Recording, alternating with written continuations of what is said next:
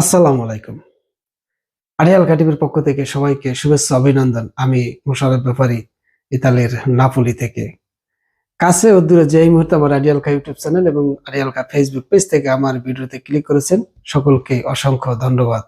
আজকে একটি সুখবর নিয়েই ভিডিও করতে বসেছি। অবশ্যই আপনারা অনেকেই জেনে গেছেন। তারপরও ছোট্ট একটি ভিডিও ক্লিপ শোনানোর পরে আমার ভিডিওটি শুরু করতেছি। Articolo 22 per la richiesta di nulla osta, quindi il nuovo nulla osta che abbiamo firmato è arrivata la PEC, quindi adesso la andiamo a confermare. প্রিয় বন্ধুরা, এ কি বলল হয়তো অনেকেই বুঝবেন না। এ বলতেছে যে তার কাছে যারা মন্ত্রণালয় থেকে প্যাক আসতেছে, যে প্রতিটা উকিলের তারা যেই থেকে জমা করেছে, যে স্পিড আইডি থেকে, সেই স্পিড আইডিতে মেসেজ আসতেছে যে কন্ট্রোল হয়ে গেছে, মালিকের কাগজপত্র যা যা আছে সব রেডি করে সাবমিট করার জন্য, এবং মালিকের লোক লাগবে কিনা সেই বিষয়ে যার স্পিড আইডিতে জমা হয়েছে তার স্পিড আইডিতে মেসেজ আসতেছে।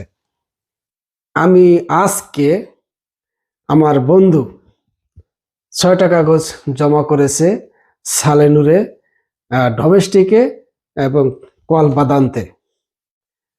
5টারে মেসেজ এসেছে মালিকের লোক লাগবে কিনা, এবং যদি লাগে আলেজ্য অস্পতি ঘরের আনুষঙ্গিক যা যা তার ডকুমেন্টস সব সহ যেন মালিক প্যাক পাঠায় এবং উপস্থিত হয় যে তার এই লোক লাগবে।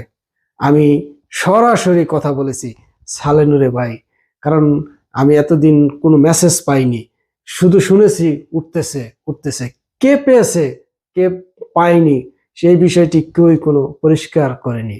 কারণ শুনে, মানুষের কাছ থেকে শুনে যে অমুক জায়গায় উঠছে, কারটা উঠছে না জেনে আমি একটা ভিডিও নিয়ে আসলাম। আমি আজকে সরাসরি আমার বন্ধুর সাথে কথা বলেছি, কারণ সে কোনো দালালের বা তৃতীয় পক্ষের মাধ্যমে সে জমা করেনি, সে সরাসরি নিজেই মালিক খুঁজে মালিকের মাধ্যমে সে জমা করেছে।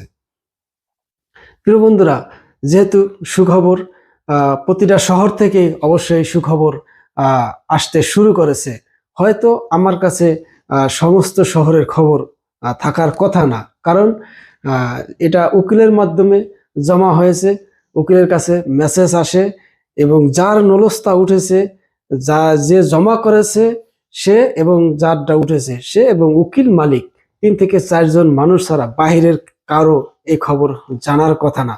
আমরা ব্লগ ভিডিও তৈরি করি, আপনারা যদি আমাদের জানান যে ভাই আমার নলস্তা উঠেছে অমুক শহর থেকে, তাহলে আমি জানতে পারবো।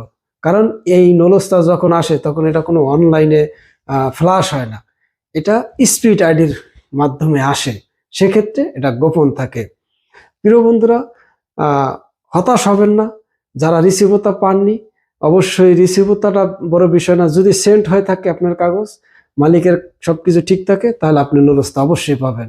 দরকার নেই আপনার রিসিভতা তো একটি শুধু প্রমাণ যে আমি জমা করেছি সেটার, এইটার সাথে নলস্তার কোনো সম্পর্ক নেই। যদি আপনার কাগজ জমা হয়ে থাকে সেক্ষেত্রে সব আশা করি এবছর জমা কম পড়েছে, সকলেই নলস্তা পাবেন আমরা আশা করতেছি। তারপরও যত ঝড় ঝাপটা যানজট, বাংলাদেশিরা 2 নম্বরে, এবারও কিন্তু এবছরও সবচেয়ে বেশি নলস্তা বাংলাদেশিরাই পাবে আশা করতেছি।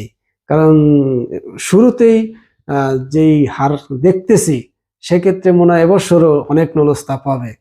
এখন অনেকেরই প্রশ্ন যে ভাই 23-24-এর গ্লোবাল বিএফএস এর যে যানজট, এই ভিসা এখনো অ্যাপয়েন্টমেন্ট নিচ্ছে না, যা পাসপোর্ট ফেরত দিচ্ছে তাদেরকে রিজেক্ট দিচ্ছে না বা ভিসা দিচ্ছে না, এখন বর্তমান আবার এত ভিসা উঠবে, নলস্তা উঠবে, সেই নলস্তা আবার কত বছর লাগাবে জমা নিতে, প্রশ্ন কিন্তু একটা থেকেই যায়।